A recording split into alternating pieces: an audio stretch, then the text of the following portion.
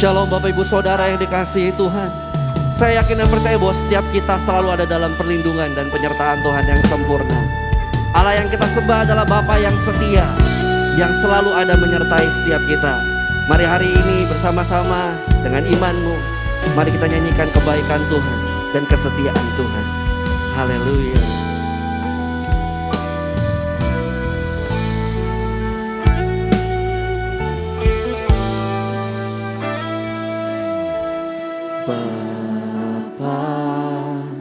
Kau setia, Bapa, Kau mulia, tenanglah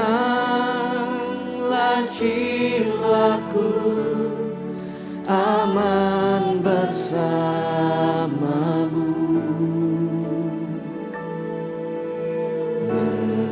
Lebih dari harta, Kaulah segalanya. Tenanglah jiwaku dalam hadirat-Mu.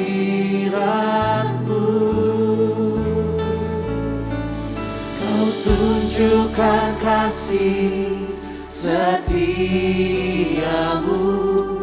Kau menyediakan yang ku perlu. Kau setia, Kau mulia, dulu, sekarang, dan selamanya. Kau tunjukkan kasih setiamu, Kau menyediakan yang ku perlu. Kau setia, Kau mulia, Bapa, Kau setia.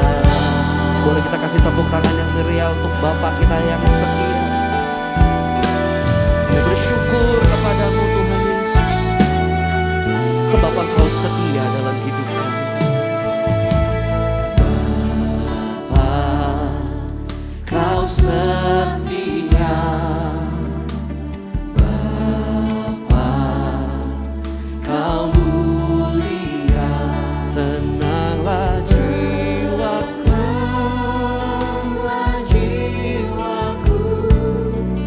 aman bersamamu.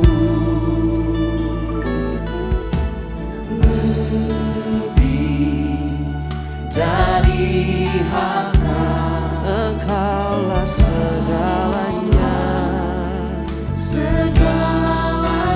Kami katakan kami tenang ya Tuhan Yesus. Tenanglah jiwaku dalam hadirat-Mu, dan Kau tunjukkan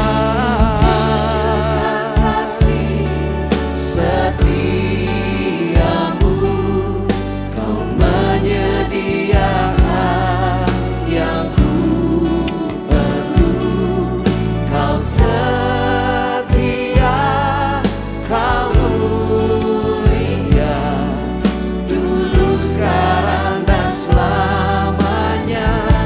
Kau tunjukkan kasih-Mu, setiamu. Engkau menyediakan yang kami perlukan ya Tuhan, yang ku perlu. Kau setia, Kau mulia, Bapa, Kau setia. Kau tunjukkan kasih setia. Terima kasih ya Tuhan. Kau menyediakan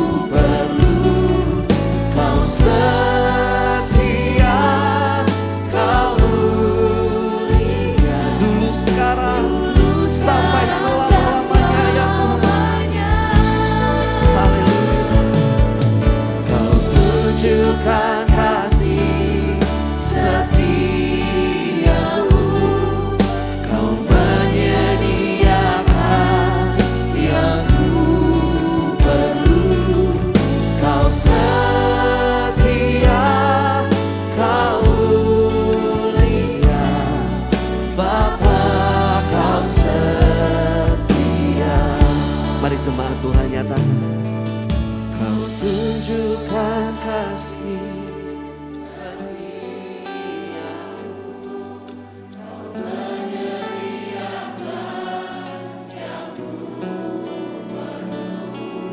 Kau setia, Kau mulia, dulu sekarang dan selamanya.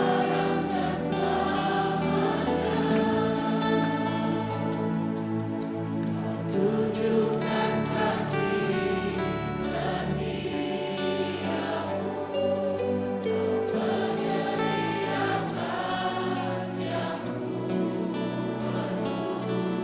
Kau setia, Kau mulia. Bapa, Engkau setia. Mari lebih sungguh lagi nyatakan, tunjukkan kasih setiamu. Kami angkat tangan kami di hadapan-Mu ya Tuhan. Kami bersyukur sebab Engkau setia dalam hidup kami. Dulu, sekarang, dan selamanya. Kau tunjukkan kasih setiamu untuk setiap kami.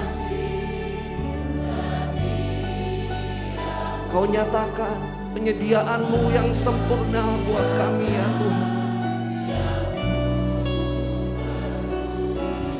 Kau setia, Kau mulia, Bapa, Kau setia. Katakan, Kau setia ya Tuhan.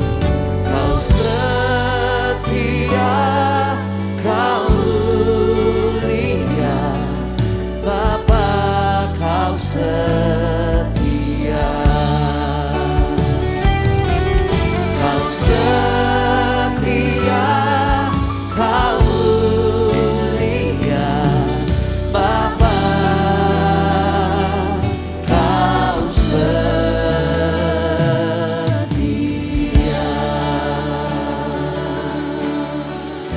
Biar kami angkat suara kami menyanyikan kesetiaan-Mu, bersyukur buat segala yang Kau limpahkan bagi kami Tuhan. Terima kasih sampai hari ini kami ada semua hanya karena-Mu, bukan karena kami kuat, bukan karena kami hebat, tapi semua hanya karena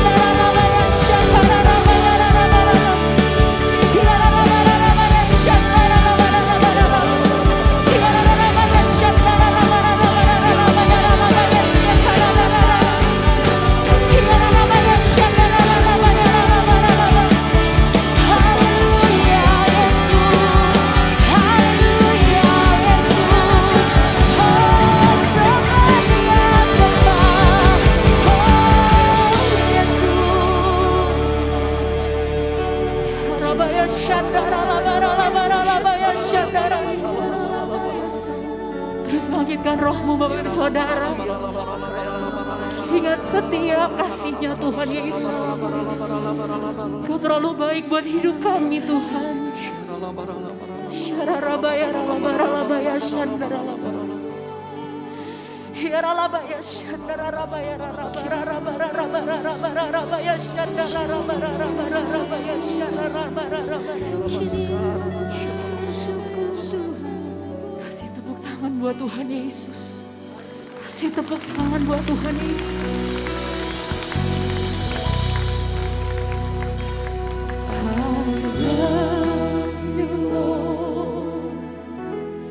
And I lift my soul to worship you, to worship you, oh my soul, rejoice, take joy like in what you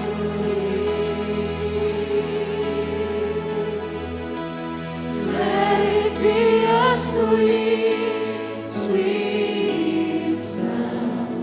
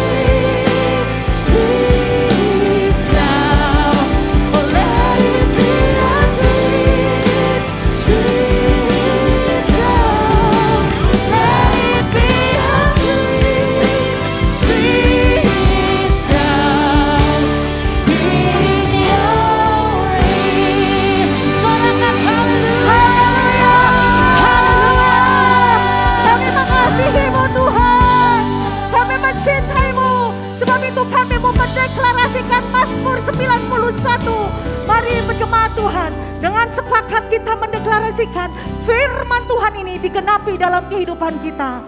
Dalam lindungan Allah, orang yang duduk dalam lindungan yang maha tinggi dan bermalam dalam naungan yang maha kuasa akan berkata kepada Tuhan, tempat perlindunganku dan kubu pertahananku, Allahku yang kupercayai. Sungguh dialah yang akan melepaskan engkau dari jerat penangkap burung, dari penyakit sampar yang busuk. Dengan kepaknya ia akan menudungi engkau. Di bawah sayapnya engkau akan berlindung. Kesetiaannya ialah perisai dan pagar tembok. Engkau tak usah takut terhadap kedahsyatan malam, terhadap panah yang terbang di waktu siang, terhadap penyakit sampar yang berjalan di dalam gelap, terhadap penyakit menular yang mengamuk di waktu petang. Walau 1000 orang rebah di sisimu dan 10.000 di sebelah kananmu, tetapi itu tidak akan menimpamu. Engkau hanya menontonnya dengan matamu sendiri dan melihat pembalasan terhadap orang-orang fasik. Sebab Tuhan ialah tempat perlindunganmu, yang maha tinggi telah kau buat tempat perteduhanmu. Malapetaka tidak akan menimpa kamu, dan tulah tidak akan mendekat kepada kemahmu. Sebab malaikat-malaikatnya akan diperintahkannya kepadamu untuk menjaga engkau di segala jalanmu. Mereka akan menatang engkau di atas tangannya, supaya kakimu jangan terantuk kepada batu. Singa dan ular tedung akan kau langkahi. Engkau akan menginjak anak singa dan ular naga.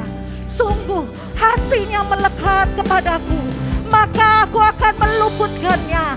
Aku akan membentenginya, sebab ia mengenal namaku. Bila ia berseru kepadaku, aku akan menjawab. Aku akan menyertai dia dalam kesesakan.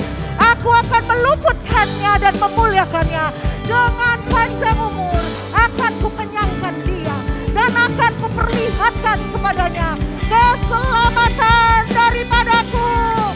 Bapa, kami serahkan ibadah ini dari awal, pertengahan, hingga akhirnya di dalam satu nama yang berkuasa, Tuhan Yesus Kristus. Haleluya. Sungguh Engkau Allah kami yang luar biasa ya Tuhan. Kami akan bersorak-sorai, kami akan menyanyikan kesetiaan-Mu. Kami bersuka cita karena kami punya Allah yang hebat. Dan hari ini kami angkat suara kami menyanyikan kebaikan-Mu di dalam nama Tuhan Yesus. Yang bersuka cita sama-sama katakan amin. Boleh sekali lagi tepuk tangan yang meriah buat Allah kita. Haleluya. Shalom Bapak Ibu Saudara yang dikasihi Tuhan. Bersuka cita karena Allah kita dahsyat, amin. Haleluya. Percaya bahwa Dia Allah yang terus memimpin langkah kita. Percaya bahwa Dia Allah yang terus menggandeng kita dan berjalan melalui setiap permasalahan dalam hidup kita. Hari ini mari sama-sama nyatakan dengan imanmu, Allah menuntun langkah kita, membawa kita naik dan tidak menjadi turun. Yang percaya boleh sorakan haleluya. Katakan amin. Mari sambil bertepuk tangan sama-sama katakan. Tiap langkahku diatur oleh Tuhan, dan tangan kasih-Nya memimpinku. Di tengah badai dunia menakutkan,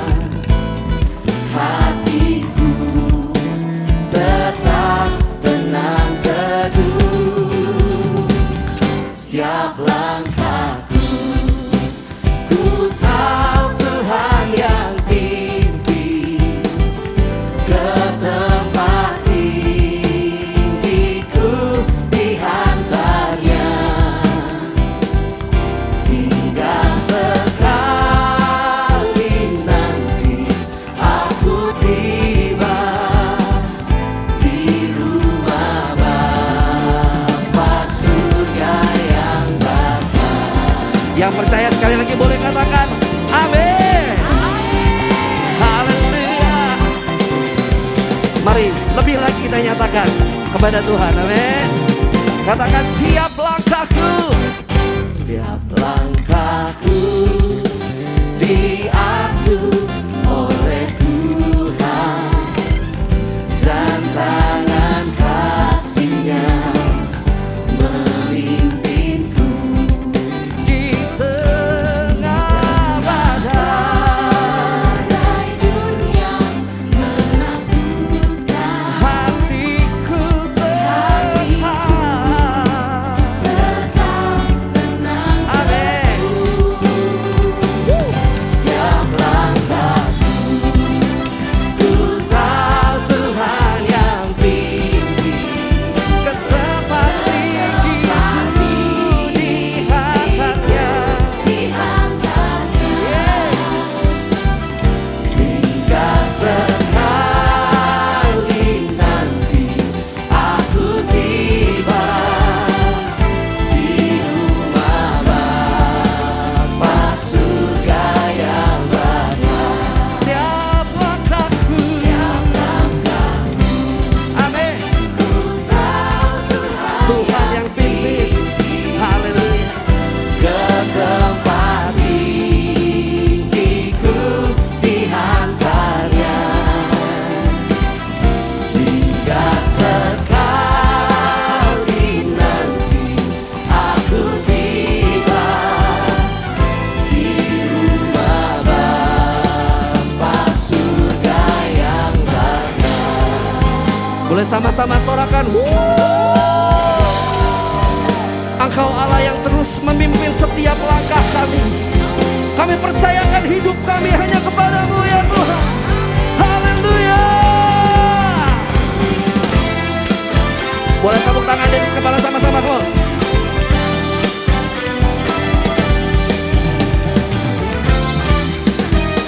Sekarang jemaat Tuhan sendiri katakan, setiap langkahku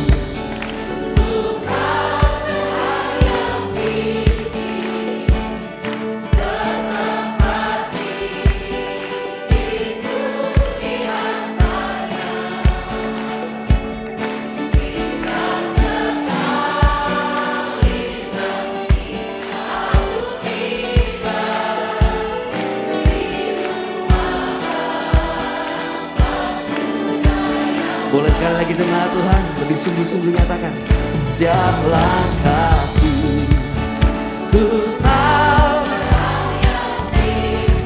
Biar ini menjadi nyanyian iman kita. Haleluya. Ikuti hatanya.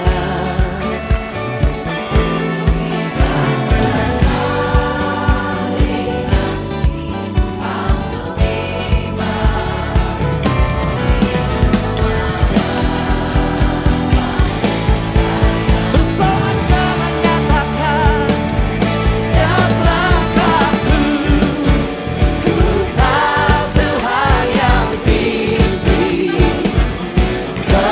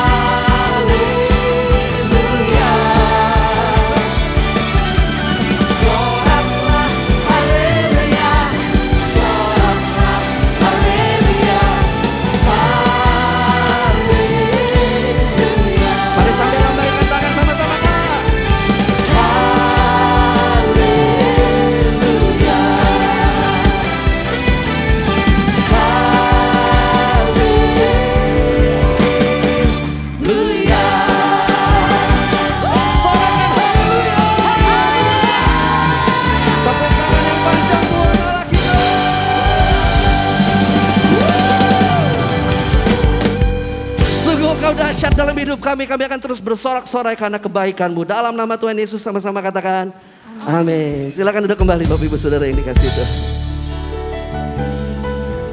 Tidak sedetik pun pertolongan-Mu terlambat bagi setiap kami Tuhan Yesus.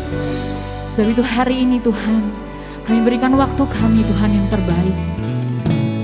Kami kasih yang terbaik untuk Engkau Tuhan Yesus. Kami mau bawa iman kami dan percaya kami di dalam nama Tuhan Yesus Kristus. Di setiap kami Tuhan. Tak terhambat pertolongan dari-Mu Tuhan. Kau setia dan tak meninggalkan. Eratku pegang seluruh firman dan janji-Mu, Yesus. Kau bekerja mendatangkan kebaikan. Dengan iman ku nyatakan sekarang. Dan langit pun takkan jadi batas bagi yang berharap padamu. Sebab Engkau Tuhan yang Maha Tahu, yang beri mimpi dan penglihatan.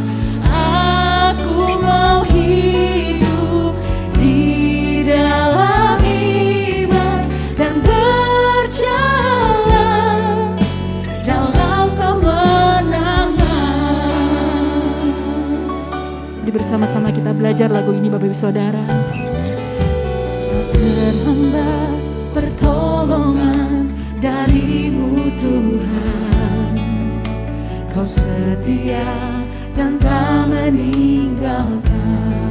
Kami erat pegang janji-Mu Tuhan. Erat ku pegang seluruh firman dan janji-Mu, Yesus. Kau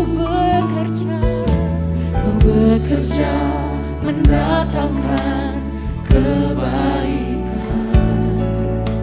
Dengan iman ku nyatakan sekarang. Dan langit pun takkan jadi batas bagi yang berharap padamu. Sebab Engkau Tuhan, sebab Engkau Tuhan yang Maha Tahu, yang beri mimpi dan penglihatan. Aku mau hidup di dalam iman dan berjalan dalam kemenangan. Sebab Engkau Tuhan yang Maha Tahu, yang beri mimpi dan penglihatan. Aku mau hidup di dalam iman dan berjalan dalam kemenangan. Mari sambil angkat tanganmu. Sebab Engkau Tuhan yang Maha Tahu, yang beri mimpi dan penglihatan. Aku mau hidup di dalam iman dan berjalan dalam kemenangan. Sebab Engkau Tuhan, Kau yang tahu masa depan kami Tuhan. Kau tahu keadaan kami hari ini Tuhan Yesus. Di satu kami mau percaya Tuhan, Ini iman kami di dalam Engkau Tuhan Yesus. Dan berjalan dalam kemenangan, sebab Engkau Tuhan, sebab Engkau Tuhan yang Maha Tahu dan penglihatan. Aku mau hidup di dalam iman dan berjalan.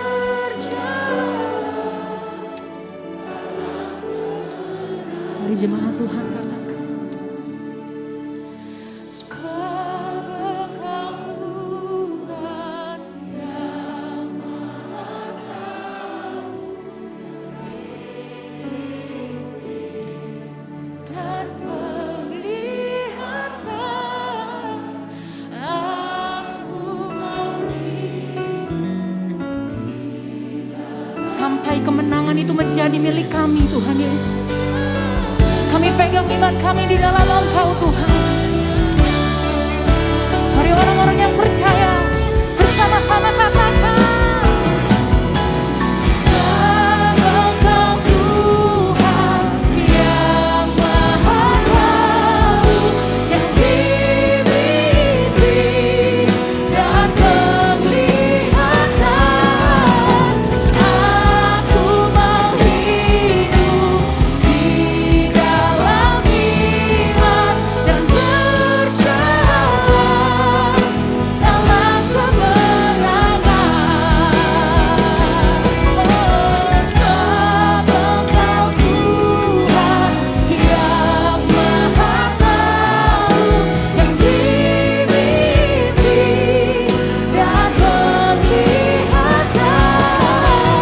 Aku mau hidup di dalam iman dan berjalan dalam kemenangan. Mari yang sambil angkat kedua tanganmu di hadapan Tuhan, come on. Sebab Engkau Tuhan yang Maha Tahu, yang dimimpi dan penglihatan. Aku mau hidup di dalam iman dan berjalan dalam kemenangan dan berjalan dalam kemenangan. Berkatku tercurah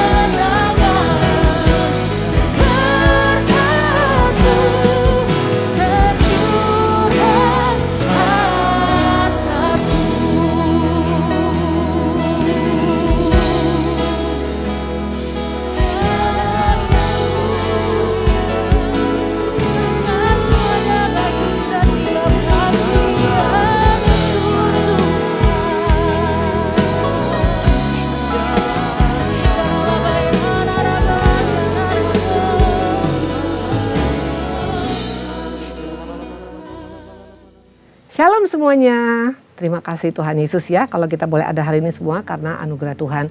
Yuk kita berdoa dulu ya, kita berdoa. Terima kasih Tuhan Yesus yang baik, terima kasih Allah kami, terima kasih Roh Kudus. Bapa, terima kasih untuk waktu yang indah ini. Kalau kami masih boleh ada, semua karena anugerah Tuhan. Boleh sehat karena anugerah Tuhan. Boleh menikmati kebaikan Tuhan, semua juga karena anugerah Tuhan. Tidak ada karena kami Tuhan, semua karena Tuhan Yesus. Kami siap untuk mendengar, kami siap untuk diberkati, kami siap untuk merenungkan, kami siap untuk mempraktekkan, kami siap untuk menjadi berkat. Hamba secara pribadi ya Allah kami, tidak ada yang lebih, semua karena anugerah Tuhan semata-mata. Sekali lagi Bapa, dari Tuhan, oleh Tuhan, untuk Tuhan, hanya kemuliaan bagimu. Terpujilah Engkau Tuhan Yesus, haleluya, amin. Shalom semuanya, untuk GBI PRJ CK7, kita boleh bertemu hari ini semua karena anugerah Tuhan ya. Oke, siap dengan firman Tuhan, yuk kita buka dalam Yohanes 5 ayat 5 sampai dengan 7 ayat ini. Sangat-sangat sering kita dengar, betul. Tapi hari ini ada suatu hal yang mau Tuhan sampaikan mungkin dengan sudut pandang yang berbeda ya. Yuk kita buka buka Yohanes 5 ayat 5 sampai dengan 7 ya. Kita tahu bagaimana waktu itu di Bethesda. Di Bethesda dikatakan banyak orang mengalami berkat, betul ya. Bahkan dikatakan waktu dikatakan airnya goncang, malaikat turun, siapa yang duluan pasti akan sembuh ya. Mujizat itu adalah hal yang biasa bagi orang Kristen harusnya, betul. Makanya kalau kita nggak mengalami mujizat, ada yang salah juga dengan kita. Karena Allah kita adalah Allah yang luar biasa, penuh dengan kebaikan, penuh dengan kasih, penuh dengan pembelaan, penuh dengan penyertaan, penuh dengan banyak hal-hal yang surprise, betul. Makanya hari-hari ini yuk kita akan belajar tentang kisah ini. Kita buka kisah 5 ayat 5 sampai dengan 7 ya. Ayat kelima, di situ ada seorang yang sudah 38 tahun lamanya sakit. Ketika Yesus melihat orang itu berbaring di situ dan karena ia tahu bahwa ia telah lama dalam keadaan itu, berkatalah ia kepadanya, "Maukah engkau sembuh?" Jawab orang sakit itu kepadanya, "Tuhan, tidak ada orang yang menurunkan aku ke dalam kolam apabila airnya mulai goncang, dan sementara aku menuju ke kolam, orang lain sudah turun mendahului aku." Waktu kita membaca ayat ini, apa yang kita dapat?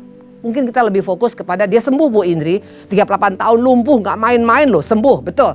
Tapi kalau kita melihat sesuatu hanya bicara tentang mujizat, terlalu dangkal kekristenan kita, betul. Karena di balik hal-hal yang kita baca, itu ada hal-hal yang spektakuler yang mau Tuhan sampaikan. Makanya baca firman, jangan hanya lihat mujizatnya saja. Tapi apa yang terjadi sebelum mujizat terjadi, ada sesuatu yang mau Tuhan sampaikan. Ada 4 hal yang powerful yang mau Tuhan sampaikan hari ini. Yang pertama dikatakan, setiap kita bisa mendengar suara Tuhan. Wow, ini yang luar biasa ya. Jadi bukan hanya orang-orang tertentu saja yang bisa mendengar suara Tuhan. Tadi dikatakan ini orang lumpuh, orang sakit, gak punya pengharapan. Bahkan mungkin masa depan sudah gak jelas, bahkan orang sudah gak peduli. Itu pun kita bisa mendengar suara dia. Maka jangan hanya pernah katakan hanya hamba Tuhan tertentu yang bisa dengar suara Tuhan, Bu Indri. Hanya pendeta besar, siapa bilang? Each of us kita bisa mendengar suaranya. Karena dia adalah Bapa kita, ingat. Dia adalah Bapa kita, artinya seorang Bapa yang baik pasti suka ngomong dengan anaknya. Siapa anaknya? Kita ya. Nah dikatakan setiap kita bisa mendengar suara Tuhan. Pertanyaan, tapi saya kok gak bisa dengar, Bu Indri? Nah ini yang perlu kita koreksi. Ada 3 penyebab orang gak bisa mendengar suara Tuhan. Bukan karena gak sekolah teologi, bukan karena kita bukan seorang yang ahli bahasa, ahli agama. No, tapi 3 hal. Yang pertama karena kesibukan. Kesibukan membuat engkau tidak lagi bisa mendengar suara Tuhan. Makanya gak heran iblis pakai kesibukan kita. Sibuk cari uang, sibuk bekerja, sibuk ini itu. Akhirnya kita gak lagi dengar suara Tuhan. Yang kita dengar suara bising di sekeliling kita. Yang kedua, kenapa gak bisa mendengar suara Tuhan? Karena ego kita. Gimana gua? Makanya Tuhan udah bicara mental lagi. Karena ego kita lebih besar daripada suara Tuhannya. Yang ketiga karena apa? Karena masih ada dosa yang masih suka kita bermain-main. Waktu kita suka main-main dengan dosa, makanya dengar suara Tuhan tuh hanya cuma masuk kanan keluar kiri, bahkan masuk kanan keluar kanan. Karena apa? Dosa itu lebih kuat dalam hidup kita. Makanya kenapa Yudas gak bisa mendengar suara Yesus? Jelas Yesus ngomong sama dia, lebih baik orang seperti ini gak lahir. Tapi kenapa dia gak bisa ngeh? Kenapa dia gak bisa tersentuh? Karena dia lebih menikmati dosa yang dilakukan dengan menjual Yesus 30 shikal perak. Nah kita akan lihat di sini penyebab daripada gak mendengar suara Tuhan. Tidak ada hubungan dengan status rohani seorang, lamanya menjadi orang Kristen, jabatan daripada dia di dalam gereja. No, sama sekali tidak ada. Penghalangnya adalah 3. Pertama, kesibukan kita.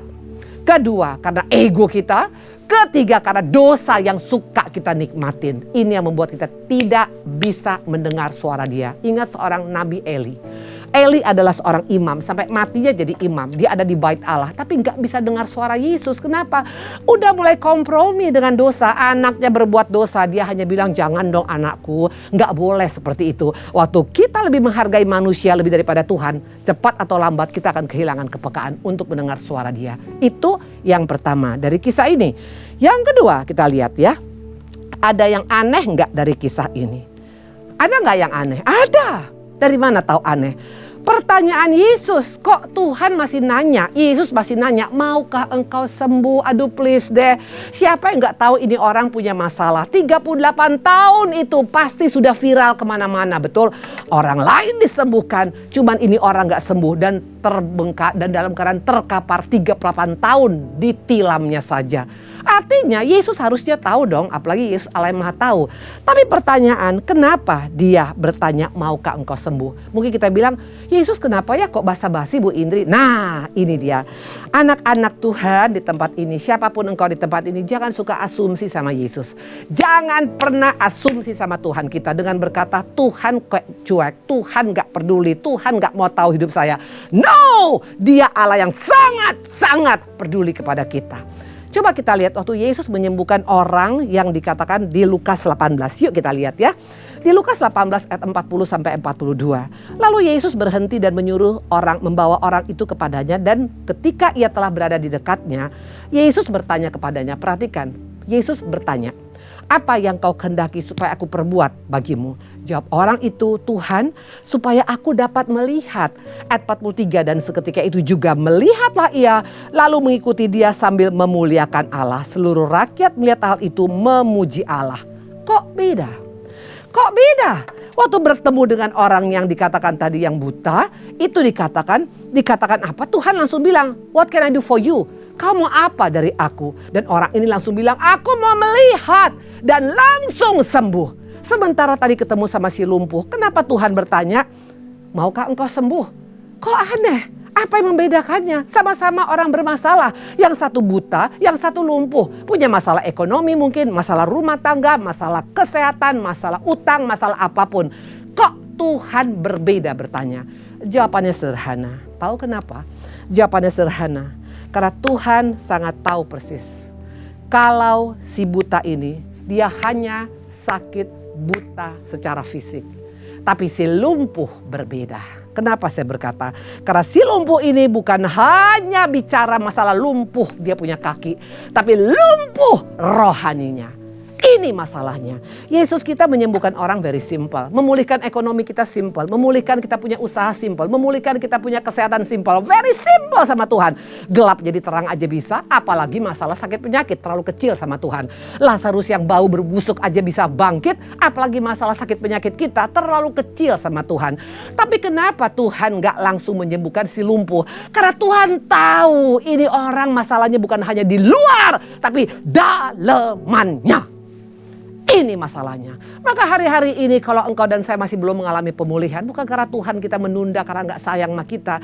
Tuhan mau inside out, beres dari dalam dulu baru keluar. Itulah Tuhan kita yang ajaib. Kalau dunia hanya penting casing, yang penting dipoles. Yang penting dalaman rusak gak ada masalah Bu Indri. Tuhan kita gak seperti itu. Dia bekerja dari dalam keluar. Waktu dalaman kita dibereskan, otomatis yang di luar pasti akan bagus. Itulah Yesus kita ya. Nah kita akan lihat di sini Yesus bekerja dari akar permasalahan ya. Karena soal luar itu terlalu gampang sama Tuhan ya. Sementara banyak kita melihat casing. Waduh itu orang luar biasa ya. Mungkin kalian melihat saya. Wah Ibu Indri ini luar biasa ya. Pelayanannya sangat sibuk ya. Mungkin dia orangnya betul-betul ini dan itu. Karena melihat dari kegiatan rohani saya. Tapi Tuhan gak seperti itu. Dia bukan melihat kegiatan rohani kita yang terlalu sibuk 24 jam di udara. Pengetahuan Alkitab kita yang luar biasa. No!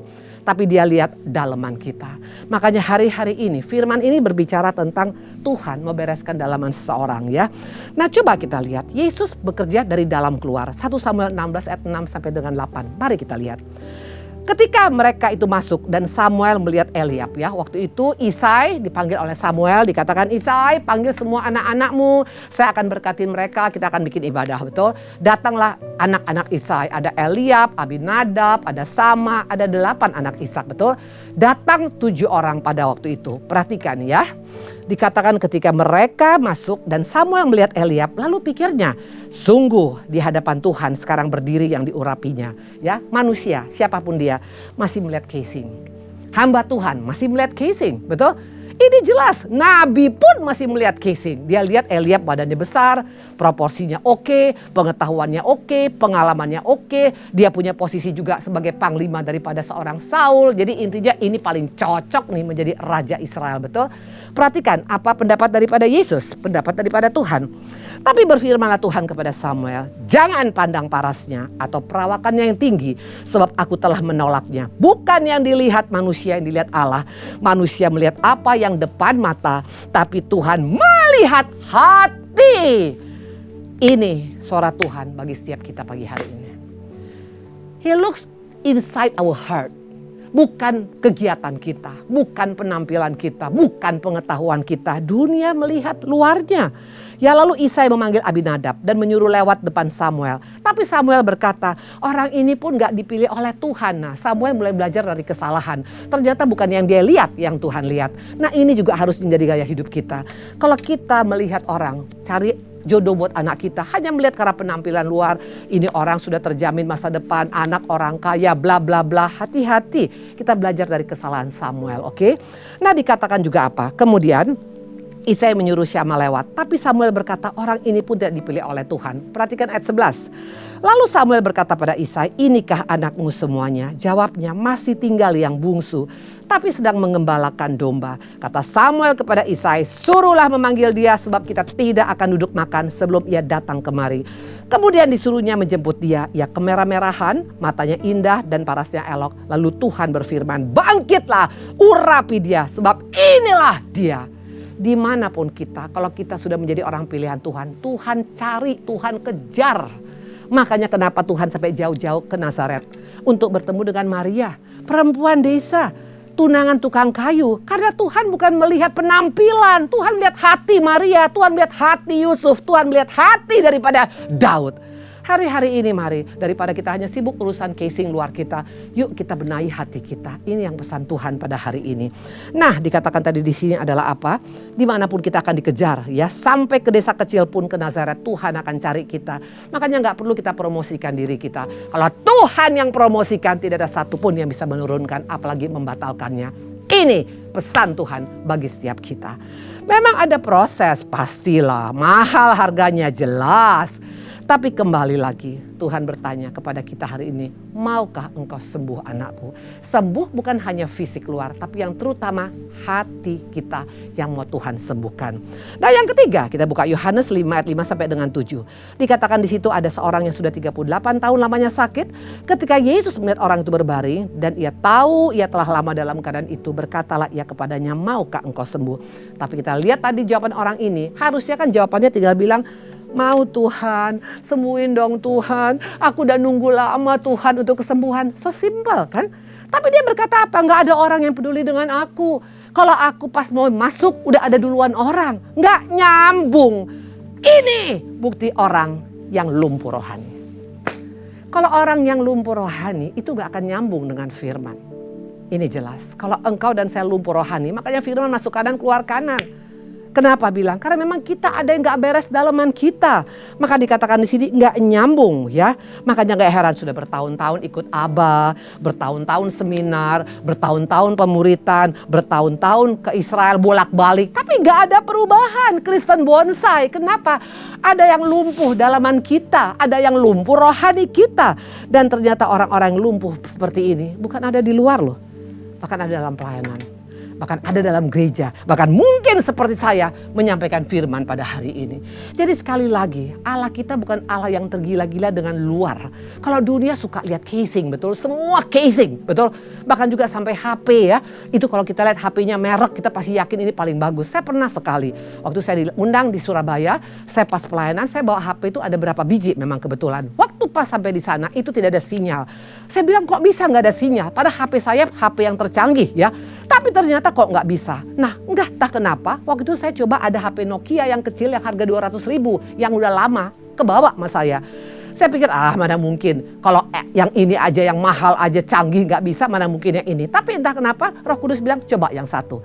Waktu saya buka sinyal ternyata bisa kontak suami saya. Nah seringkali kadang-kadang kita seperti itu. Kita melihat orang dari quote unquote karena penampilan, karena pengetahuan, karena keberadaannya. Pada Tuhan cara melihat berbeda. Mari kita belajar pada hari ini ya.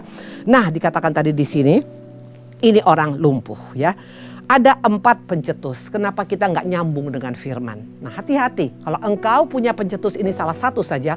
Katakan Tuhan tolong mampukan aku agar aku bisa nyambung dengan firman-Mu. Karena bagaimana kita bisa melakukan firman kalau kita nggak nyambung dengan firman-Nya, betul? Nah yang pertama adalah apa? Kita buka yang pertama dikatakan Dia merasa semua yang dia alamin karena orang lain punya kesalahan. Nah ini orang yang lumpuh. Semua all about others. Aku sakit karena orang gak peduli. Aku hancur karena suamiku gak peduli. Aku dalam keadaan sakit karena gak ada yang urus saya. Semua salah orang lain. Nah saya bawa apa ini hari? Nah saya bawa teropong, betul. Seringkali kita hidup ini hanya meneropong kesalahan orang lain. Orang yang suka meneropong orang lain itu orang yang lumpuh. Dulu saya ada di sana. Makanya saya nyampaikan firman, gak pernah saya mau menyampaikan hanya untuk orang lain. Yang pertama adalah untuk diri saya sendiri. Ya, orang yang lumpuh itu, mau siapapun yang nyampaikan firman itu mental. Yesus pun yang mau KKR mental. Mana buktinya? Kita buka yuk dalam Lukas 19 ayat 2. Di situ ada seorang bernama Zakius, kepala pemungut cukai dan seorang yang kaya. Ayat 5 dan 7 perhatikan. Ketika Yesus sampai ke tempat itu, ia melihat ke atas dan berkata, Zakius, segeralah turun sebab hari ini aku harus menumpang di rumahmu. Lalu Zakius segera turun menerima dengan sukacita. Tapi orang-orang yang melihat hal itu bersungut-sungut, katanya ia menumpang di rumah orang berdosa. Bayangkan Yesus yang KKR langsung, tapi orang yang lumpuh dia meneropong. Ini orang kan pemungut cukai, ini orang kan pezina, ini orang kan koruptor, ini orang kan pernah kawin cerai. Waktu kita seperti ini, kita lumpuh di mata Tuhan. Hati-hati. Zakius pulang dengan sukacita mendapatkan berkat Tuhan, tapi orang lain pulang dengan sungut-sungut, muka tetap kayak kuda Nil. Bagaimana dengan kita? Waktu engkau datang beribadah, apakah engkau pulang dengan sukacita seperti Zakius? Itu orang yang meresponi. Tapi waktu pulangnya, datangnya sama, pulangnya sama, gak ada muka sukacita, gak ada damai sejahtera, gak ada rasa ketenangan, yakin gak ada yang beres dengan kita. Karena orang yang betul-betul tidak lumpuh secara rohani itu akan semakin antusias dalam Tuhan. Bahkan dikatakan rohnya akan menyala-nyala. Bagaimana dengan kita? Nah dikatakan di sini adalah apa? Ya, dia dikatakan suka mencari kesalahan orang lain. Banyak komentar kita tentang orang lain ya. Nah dikatakan juga penghakiman yang paling banyak sebenarnya ada di mana? Di gereja, betul? Gereja, apalagi kalau sudah tahu firman, sudah melayani, kadang-kadang kita merasa kita berhak menghakimin orang lain. Karena saya sudah holy, jadi saya berhak mengatakan engkau tidak beres, engkau perlu bertobat. Please lah, itu bukan orang yang sehat. Orang yang sehat itu bukan vonis orang lain, tapi akan merangkul orang lain. Dari hamba Tuhan bisa kelihatan, hamba Tuhan yang produk kasih karunia itu gak akan gampang judging. Tapi daripada dia judging ke orang lain, dia koreksi dirinya. Itu produk kasih karunia. Tapi orang yang selalu menyalahkan orang lain, yang selalu menduduk orang lain, yakin ada yang tidak beres dengan diri kita atau tidak ya. Karena selama kita masih suka meneropong orang lain, kita tidak akan pernah bisa mengalami perkara besar. Makanya gak heran, hidup kita tetap susah, tetap tidak happy, tetap tidak ada damai sejahtera, tetap tidak ada sukacita.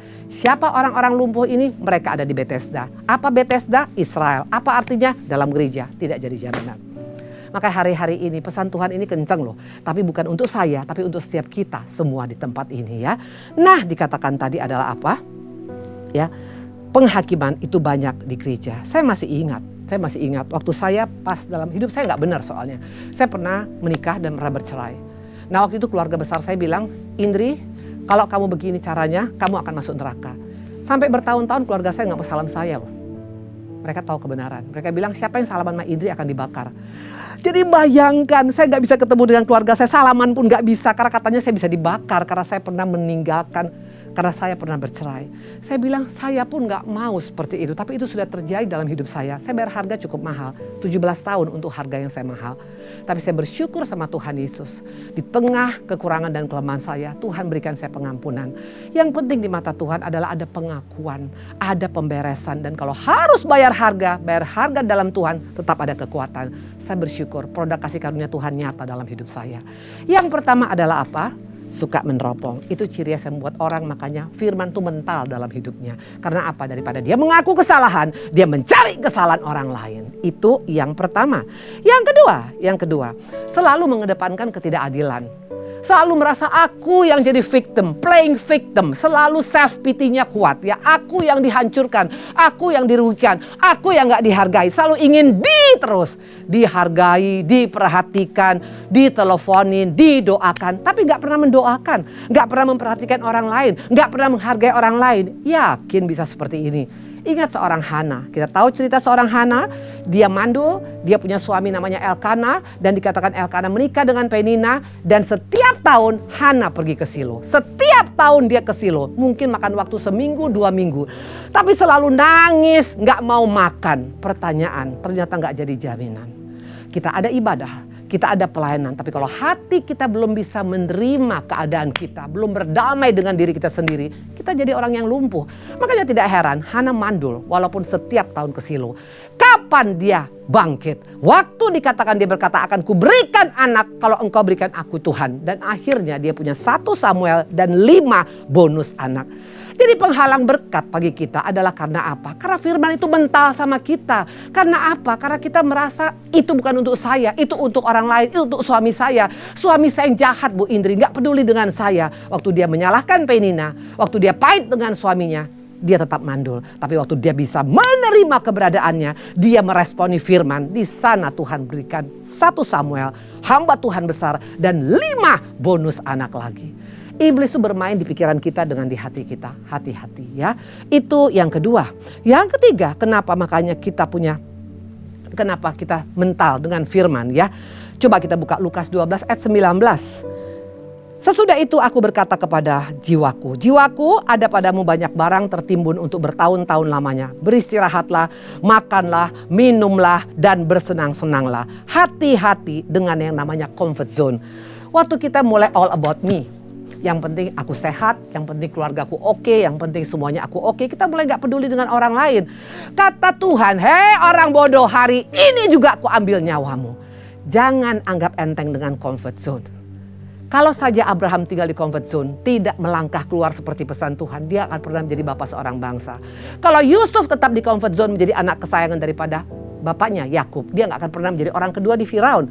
Kalau Daud tetap di comfort zone dengan main kecapi dengan 2-3 kambingnya, dia gak akan pernah menjadi raja Israel. Ada kalanya kita harus keluar dari comfort zone. Sudah waktunya untuk bergerak, sudah waktunya untuk keluar, sudah waktunya untuk tidak hanya menikmatin all about me. Mari gereja-gereja Tuhan, mari anak-anak Tuhan, keluar dong. Di sana banyak jiwa-jiwa yang terhilang. Apa engkau hanya nyaman hanya dengan engkau punya keberhasilan saja? Saya bilang, Tuhan, kalau kita sudah diberkati, belajar berkati orang lain. Kalau kita sudah dikuatkan, kuatkan orang lain. Kalau kita sudah disembuhkan, kita tolong orang yang dalam keadaan sakit. Itu arti kekristenan yang sesungguhnya. Apa ini? Saya mau tanya, apa ini? Seringkali kita anggap ini sedotan, Bu Indri. Buat saya ini bukan sedotan. Ini hanya berbentuk plastik yang bulat. Kapan dia menjadi sedotan? Ini berfungsi waktu saya gunakan ke sini, betul? Waktu saya pakai untuk minum di botol ini jadi sedotan yang berfungsi. Tapi kalau tidak, dia hanya cuman sebagai apa? Hanya cuman plastik yang bulat yang bisa dipakai mungkin hanya untuk korek-korek kuku, hanya untuk korek telinga. Dia nggak berfungsi dengan benar. Kekristenan bukan karena engkau pakai salib. Kekristenan waktu kita ada peduli, keluar dari comfort zone. Katakan, Tuhan, apa yang bisa kulakukan, Tuhan? Ini waktunya, pandemi ini membuktikan apakah kita betul-betul orang yang peduli kepada sesama. Waktu engkau berkata, tapi saya juga punya masalah, Bu Indri, ekonomi saya, usaha saya. Halo, untuk peduli tidak dibutuhkan uang. Kau lihat ada teman yang sedih, wajahnya sedih, doakan dong paling tidak. Say hello, are you okay? Kapan kita bisa ketemu? Ayo saling menguatkan. Cukup itu, karena sometimes seorang wanita khususnya, dia kadang-kadang gak perlu uang, tapi dengan didengar saja, itu sangat menolong apa yang menjadi permasalahan dalam hidupnya. Hari-hari ini Tuhan gak mencari pendeta, Tuhan mencari orang yang peduli. Jadilah sedotan yang berfungsi dengan benar. Kekristenan bukan hanya sekedar agama, tapi waktu kita punya peduli, kita punya kasih, itu yang membuat kita bisa meresponi firman dengan benar. Dikatakan tadi, jangan tinggal di comfort zone. Dan satu lagi, kenapa makanya kita mental dengan firman Tuhan. Coba kita lihat ya. Kenapa bisa mental dengar firman? Ya, yang satu lagi coba kita lihat. Menurut kita, kenapa nggak ada orang yang nolong si orang lumpuh ini? Padahal dia 38 tahun loh. Logikanya kan harusnya kan kalau misalnya kita lihat ada orang yang sakit ya, pastilah kita pengen nolong, betul? Apalagi kita udah sembuh. Yuk kita tolong. Nah, di sini kelihatan banyak orang Kristen hanya all about him, all about her. Hanya menjadi pribadi yang egois. Nah, menurut kita kenapa ini orang gak ada yang nolong? Penyebabnya adalah apa? 3, kita lihat skenario. Ini kemungkinan ya. Yang pertama mungkin ini orang unsimpati. Betul? Tidak membuat orang simpati kepada dia ya. Nah, ini fakta ya. Jangan pernah kita bilang semua orang Kristen harusnya orang yang disukai. Harusnya memang anak Tuhan tuh ciri khasnya adalah disukai. Karena Yesus karakternya adalah disukai. DNA Yesus itu di mana-mana dia ada, orang selalu berbondong-bondong cari dia karena ada magnet kasih yang luar biasa. Tapi perhatikan ya, di sini dikatakan ini orang mungkin gak disukai, makanya gak ada yang nolong. Coba kita lihat harusnya DNA kita seperti apa. 1 Samuel 2:26. Tapi Samuel yang muda semakin besar semakin disukai, baik di hadapan Tuhan maupun di hadapan manusia. Ini harusnya DNA orang Kristen, betul? Kenapa? Makanya orang suka mencari kita. Bukan karena kita orang kaya, bukan karena kita punya uang, suka traktir. Tapi ada sesuatu yang berbeda mereka rasakan. Nah ini yang harusnya menjadi modal daripada kita. Nah dikatakan ini orang mungkin gak disukai, tidak simpati, betul? Nah pertanyaan, kenapa dia gak disukai ya? Nah kalau kita lihat, dikatakan Samuel sangat disukai, maka dia dipakai Tuhan secara luar biasa ya. Nah coba kita lihat di sini. Ciri khas daripada orang yang disukai ya. Kenapa bisa disukai? Samuel itu disukai karena apa? Dia adalah hamba Tuhan yang produk kasih karunia yang saya sampaikan tadi. Dia gak pernah ngejudge orang. Seringkali kadang-kadang kita melayani Tuhan tapi kita suka menjudge orang. Makanya kamu cerai gara-gara kamu gak benar. Please lah, itu tidak solusi. Kalau ada orang yang bercerai, kalau ada orang bermasalah, kalau ada orang yang mungkin punya sakit penyakit yang sangat ini, jangan cepat-cepat kita katakan seperti murid-murid, siapa yang salah Tuhan? Dia atau bapaknya? Ini bukan perkataan yang meneduhkan. Yesus katakan bukan dia, bukan bapaknya, tapi nama Tuhan mau dipermuliakan melalui hidup dia.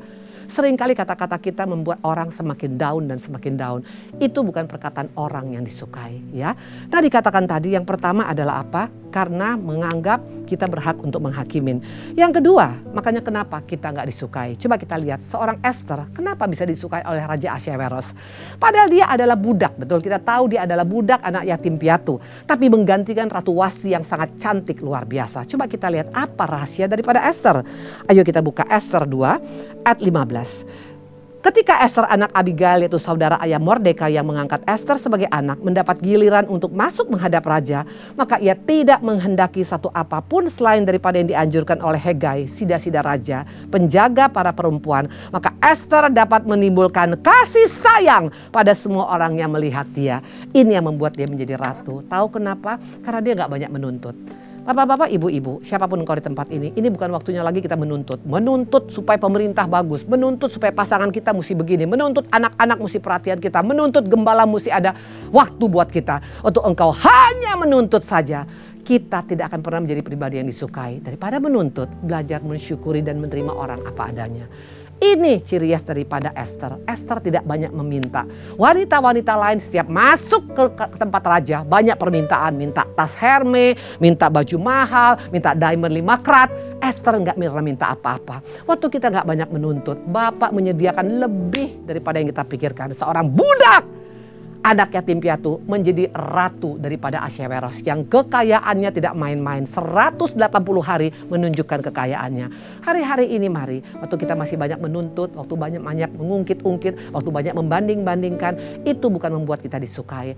Esther disukai bukan karena cantiknya saja, tapi karena dia adalah pribadi yang bisa menerima keadaannya apa adanya. Satu lagi, seorang siapa yang disukai? Anak muda yang bernama Yusuf. Kita tahu Yusuf disukai di mana? Di penjara. Padahal tudingannya adalah apa? Tudingannya adalah memperkosa istri majikan. Artinya dimanapun kita, nggak ada alasan mengatakan kita nggak bisa disukai. Karena roh Tuhan membuat kita beda.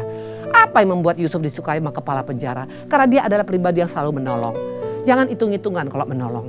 Jangan lihat apa dapat gua dapat apa. Yusuf saya percaya dia pasti rajin, dia pasti melakukan semua dengan cepat, dia nggak hitung-hitungan soal waktu dan tenaganya, makanya bisa disukai. Bahkan bukan hanya disukai kepala penjara, Raja Firaun pun sangat menyukai dia. Hari-hari ini bagaimana dengan kita?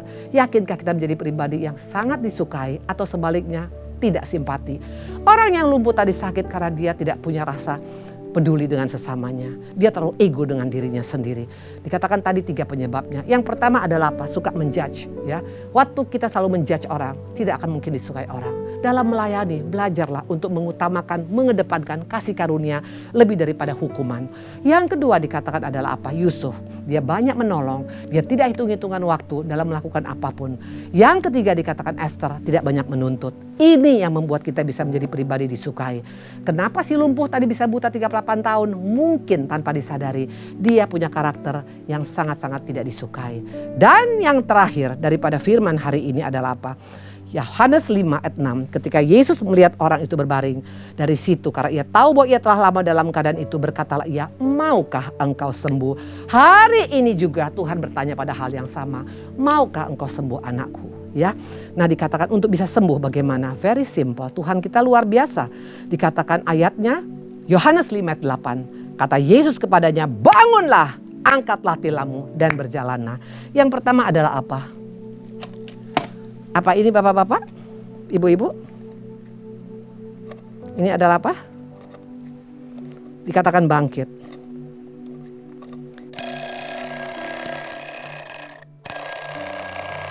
Wake up. Sudah waktunya wake up, bangun. Jangan hanya berkata, ya tapi saya nggak bisa Bu Indri, hidup saya seperti ini. Bangun! Karena kalau engkau tidak bangun, bagaimana Tuhan bisa menolong kita? Bagian Tuhan untuk memberkati kita, bagian bangkit bagian kita. Si lumpuh berkata, aku mau bangkit Tuhan.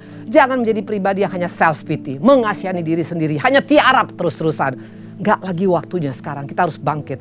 Saya mengalami banyak tantangan, 13 tahun masalah ekonomi baru dipulihkan, 17 tahun masalah rumah tangga. Bahkan kemarin suami saya sakit COVID, bahkan kemarin saya mengalami juga gugatan pengadilan sampai 11 gugatan dalam waktu 4 tahun.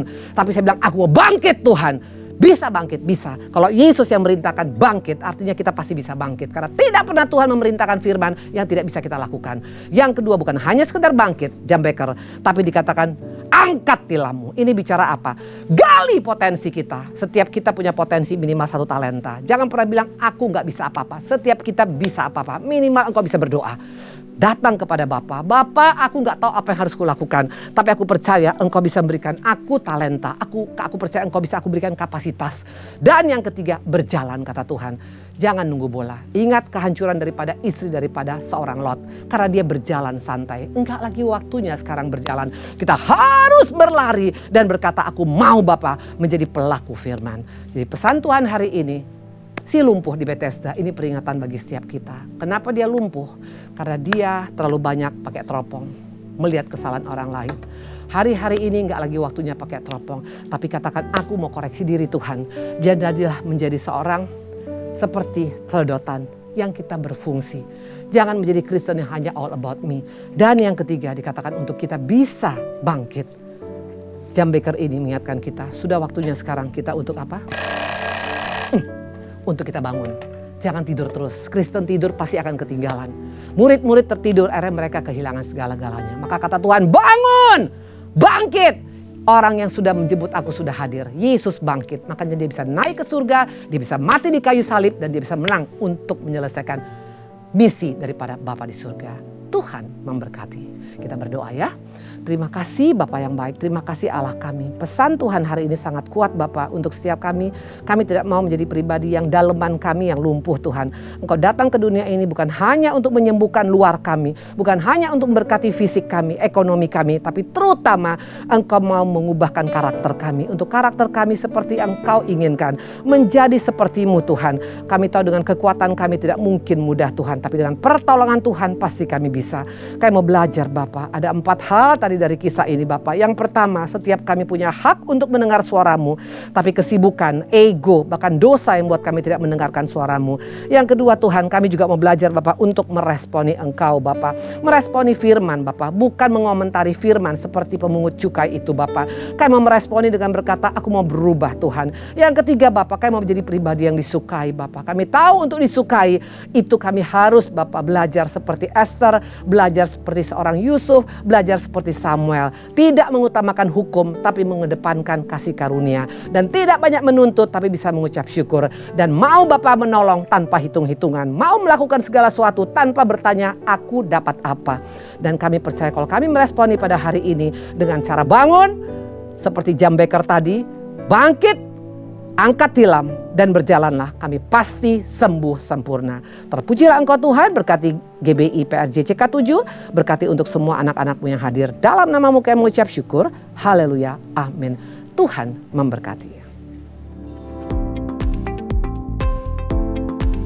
Shalom, Gembala dan seluruh pengerja CK7 serta jemaat Tuhan mengucapkan terima kasih kepada Ibu Evangelis Indri Pardede yang telah memberkati kita semua melalui penyampaian pesan firman Tuhan pada hari ini. Tuhan Yesus memberkati ibu dan keluarga berlimpah-limpah.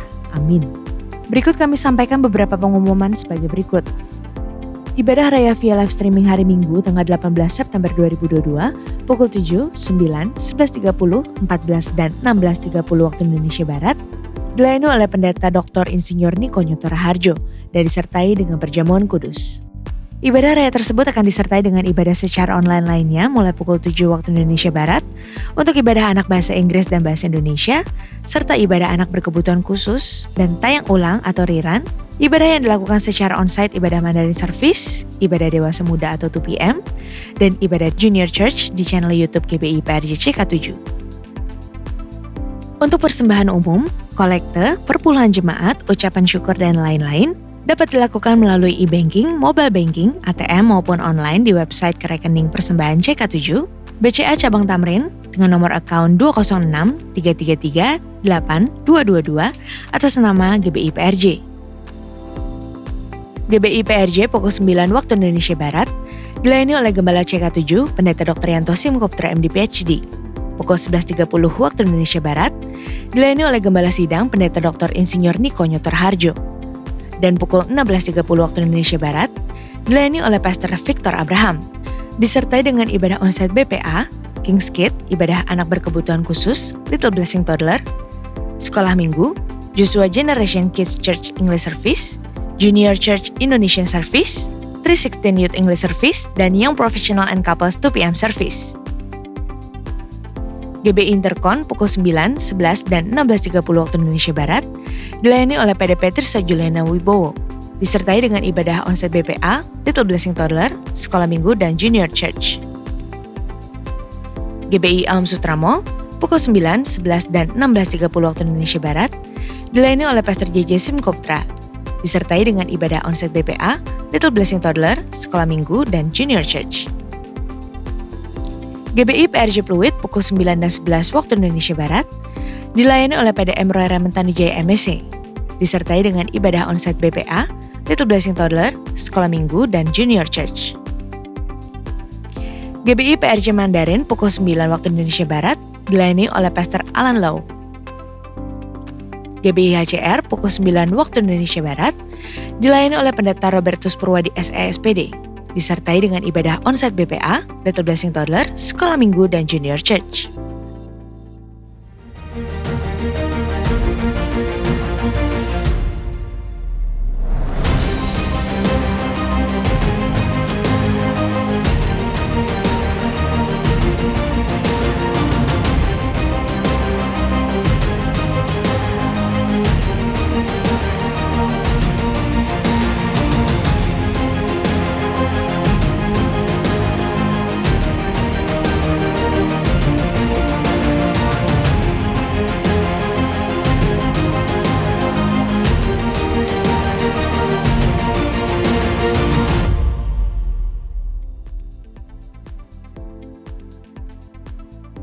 Shalom, saya pernah mengalami rasa sakit di kepala dan ternyata saya itu mengidap penyakit tumor otak.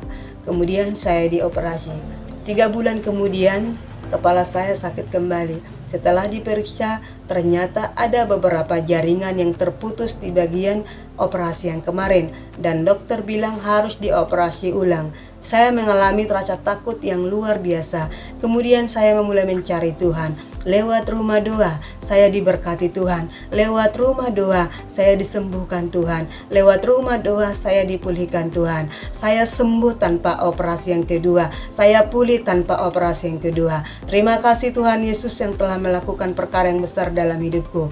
Terima kasih tim rumah doa. Sekarang saya mengambil bagian menjadi pelayan di rumah doa. Terima kasih karena kebaikan Tuhan. Terpujilah nama Tuhan. Haleluya.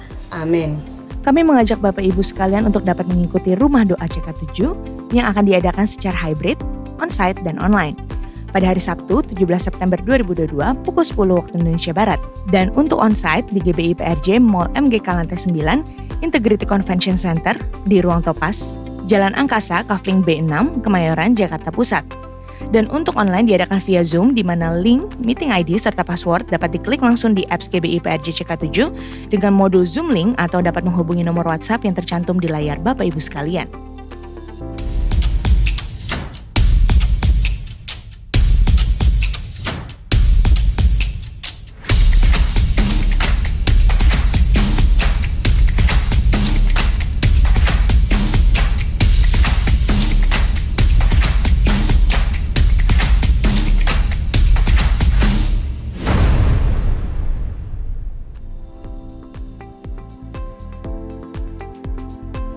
Dipercaya sesama merupakan sebuah kehormatan, terlebih lagi dipercaya oleh Tuhan. Sungguh suatu anugerah untuk kita anak-anaknya. Itulah kepercayaan Tuhan untuk kita semua di era Pantekosta ketiga ini. Suatu gelombang pencurahan Roh Kudus terbesar di zaman now ini. Kita semua dipercaya menjadi bagian dari Pantekosta ketiga ini. Namun pertanyaannya untuk kita semua, apakah sebenarnya arti dari Pantekosta ketiga dan apakah masih valid untuk kita semua? Temukan jawabannya dengan mengikuti KUL Online CK7 bagi Bapak Ibu yang belum tertanam di KUL yang berada di bawah naungan CK7 pada hari Jumat 16 September 2022 pukul 19 sampai dengan 21 waktu Indonesia Barat dan hari Sabtu 17 September 2022 pukul 10 sampai dengan 12 waktu Indonesia Barat. Untuk link Zoom, meeting ID serta password dapat diklik langsung di apps GBI PRJ CK7 dengan modul Zoom Link atau dapat menghubungi nomor WhatsApp yang tercantum di layar Bapak Ibu sekalian.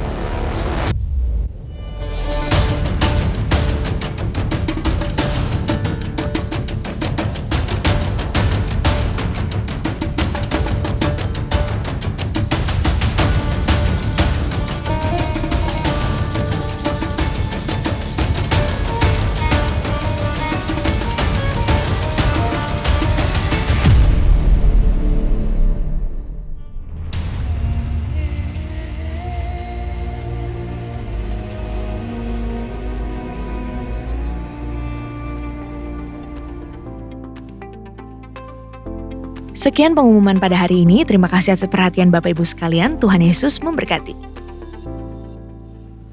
Sebelum kita berdoa syafaat, kita akan memperkatakan apa yang dimaksud dengan Pentakosta ketiga. Dengan roh iman yang sama, kita percaya dan berkata-kata, Pentakosta ketiga. 1. Pentakosta ketiga adalah pencurahan Roh Kudus yang dahsyat di zaman ini, melebihi yang terjadi di Azusa Street.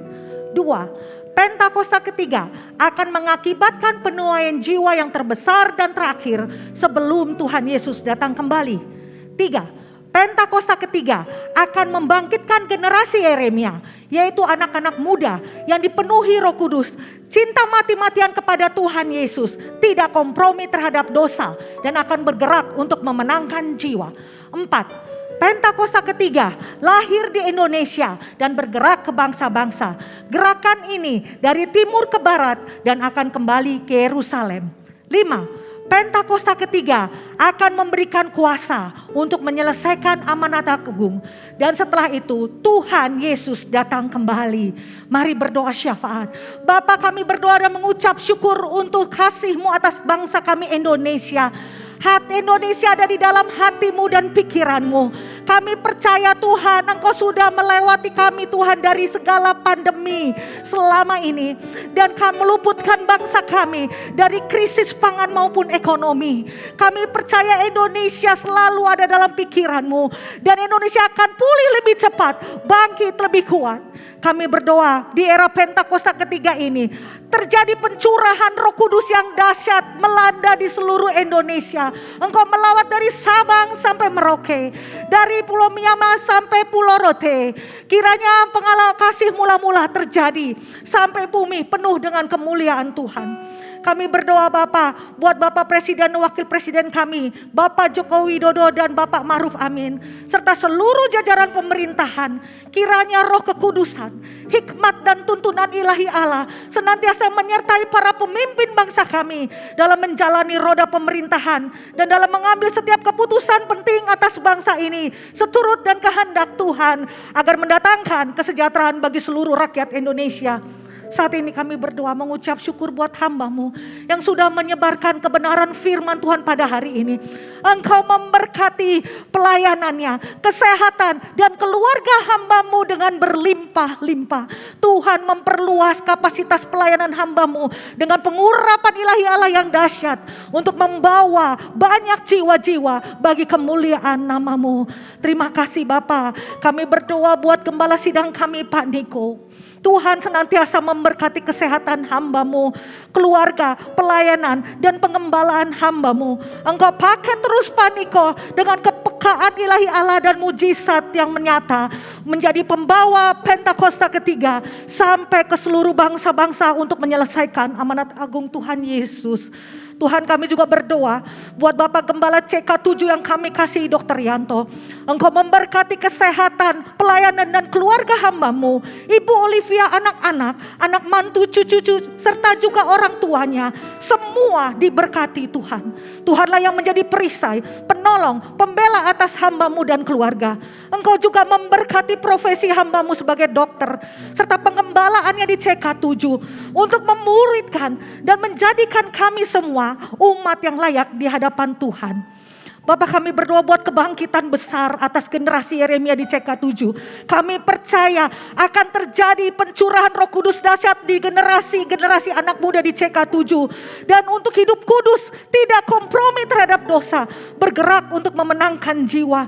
Kiranya lahirlah pemimpin-pemimpin bangsa di masa depan melalui generasi ini. Pemimpin-pemimpin yang hidup takut akan Tuhan. Terima kasih Tuhan, setiap umat Tuhan sudah diluputkan dari segala sakit penyakit, virus corona, serta dibebaskan dari segala krisis ekonomi. Kami percaya Engkau mengasihi umat-Mu hari ini. Dan kami siapkan hati kami serta mengangkat kedua tangan kami untuk menerima berkat Tuhan melalui hamba-Mu. Terimalah berkat yang berlimpah-limpah dari Allah Bapa, kasih karunia di dalam anaknya yang tunggal, Yesus Kristus, persekutuan yang manis dengan Roh Kudus menyertai kita mulai saat ini, sampai Tuhan Yesus datang kembali untuk kedua kalinya, menjemput kita di awan-awan yang permai, bahkan untuk selama-lamanya. Semua yang hadir dan percaya katakan, amin. Tuhan memberkati saudara-saudara sekalian, and God bless you all. Shalom saudara, menjalani kehidupan sebagai orang percaya, seringkali kita diperhadapkan pada situasi yang tidak mengenakan. Dan rasanya jika dipikirkan oleh akal pikiran manusia, hal itu mustahil untuk bisa kita lakukan dan lewati. Walaupun kita sudah menaati firman Tuhan, mendengarkan suara Tuhan, tapi terkadang kita masih mempertanyakan, apakah mungkin Tuhan tolong saya? Saya sudah taat, tapi kok saya belum melihat jawaban Tuhan. Pada Voice of Pentecost kali ini, kita akan belajar mengenai ketaatan di tengah kemustahilan. Kita akan belajar dari dua tokoh Alkitab yang diperhadapkan pada situasi yang sulit, kemudian mereka mendengar perintah Tuhan yang tidak masuk akal. Namun, mereka tetap taat akan suara Tuhan dan justru mereka mengalami kemenangan demi kemenangan. Yang pertama ialah Ishak. Dalam Kejadian 26 ayat 1-6, pada saat itu Ishak menghadapi bencana kelaparan di negerinya. Awalnya, Ishak berencana untuk mengikuti Abraham ayahnya untuk mengungsi ke Mesir. Tetapi, Tuhan menampakkan diri dan berfirman pada Ishak untuk tidak pergi dan tetap berdiam di negeri yang Tuhan suruh. Lalu, apa yang Ishak lakukan? Ishak memilih untuk taat akan suara Tuhan.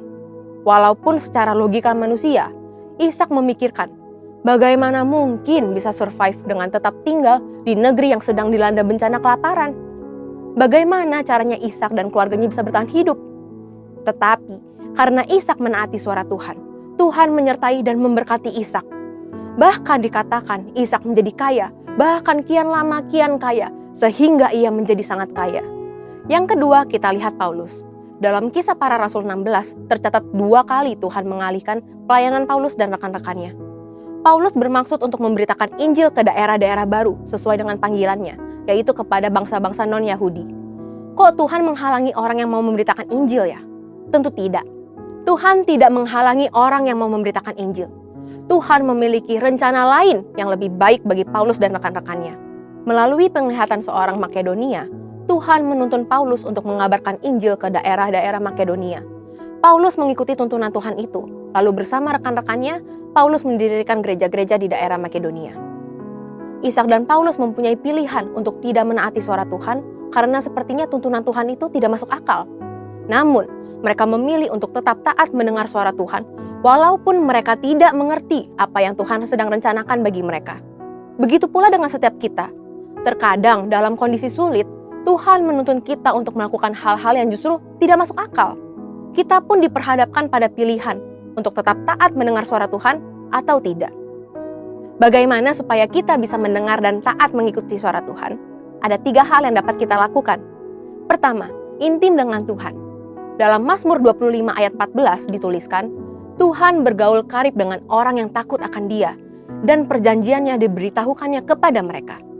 Untuk dapat bergaul dengan seseorang saja, kita harus sering bertemu dan berkomunikasi dengannya, bukan? Demikian juga jika kita ingin bergaul dengan Tuhan. Kita harus meluangkan waktu, memelihara hubungan dan komunikasi dengan Tuhan setiap hari. Dengan itulah kita bisa lebih mengenal dan menaati suara Tuhan. Kedua, pertajam kepekaan rohani kita. Sebagai orang percaya, inilah tanggung jawab kita untuk melatih pendengaran kita dalam mendengarkan suara Tuhan. Melalui doa, pujian, penyembahan, dan merenungkan firman itu siang dan malam, kita melatih kepekaan rohani kita. Dan yang terakhir, kita harus memikul salib. Barang siapa tidak memikul salibnya dan mengikut aku, ia tidak layak bagiku. Memikul salib berarti kita harus taat kepada suara Tuhan, sekalipun sulit. Tentu tidak mudah, maka dari itu diperlukan penguasaan diri dan dibutuhkan buah roh dalam kehidupan kita. Ketika kita taat untuk memikul salib, ketaatan itulah mendatangkan berkat, sebab Tuhan membalas setiap orang sesuai dengan perbuatannya. Memikul salib juga berarti memperkuat dan memperkokoh iman kita kepada Tuhan, apalagi ketika kita diperhadapkan pada situasi yang mustahil. Tahukah saudara, apabila kita mendengar dan menaati suara Tuhan, maka berkat-berkat ini akan mendatangi kita. Berkat keberhasilan dan keberuntungan, tertulis dalam Ulangan 28 ayat 1-2. Berkat kekuatan dan perlindungan, tertulis dalam Matius 7 ayat 24-25. Dan keselamatan kekal, tertulis dalam Yohanes 10 ayat 27-28. Jadi saudara, untuk bisa taat di tengah kemustahilan, kita harus pahami dan percayai bahwa Tuhan memberikan rancangan terbaik bagi kita, yaitu rancangan damai sejahtera dan bukan rancangan kecelakaan untuk memberikan hari depan yang penuh dengan harapan. Walaupun perintah Tuhan tidak selalu mengenakan, kita harus yakin dan percaya bahwa Tuhan merancangkan yang terbaik bagi setiap kita. Pada akhirnya, semua akan mendatangkan kebaikan bagi kita yang mengasihi Tuhan Yesus. Yuk belajar percaya dan taat. Haleluya! Untuk penjelasan lebih lengkap dari tim teologi kami, silakan buka link yang ada di atas atau scan QR Code yang tersedia. Tuhan Yesus memberkati.